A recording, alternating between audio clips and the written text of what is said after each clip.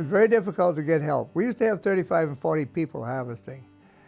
And at the time that happened, it had a natural fit because of the textile industry and the industries in New Bedford were always slack in the fall.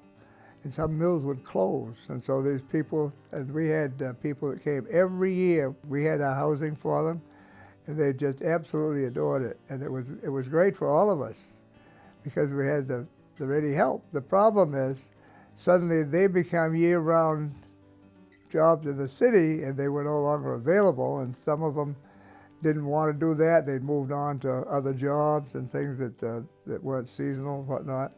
So we were forced to mechanize. Between the people developing the machines and the growers modifying them to suit themselves, it was a natural progression that took place over about a, 5 or 6 year period, really.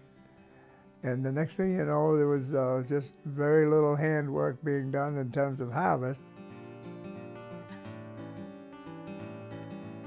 We have a very unique cultural practice of spreading sand on the vines every 3 to 5 years.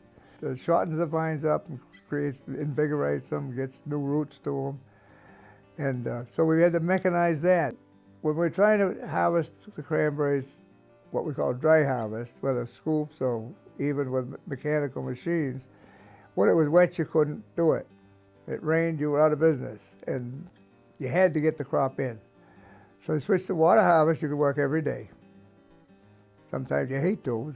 The northeast storm and the wind's in your hair, and it's cold and raw, but you can get a lot of acres done per day, and that's been a huge boom to the growers. Anything that we could mechanize in some way, the cranberry growers have been able to do it. There's still things we can't. You get to put your boots on, get in the ditch and clean the mud out sometimes. Amazing change at how we've gone from my grandfather. Wouldn't believe what we'd be able to do today. He really wouldn't.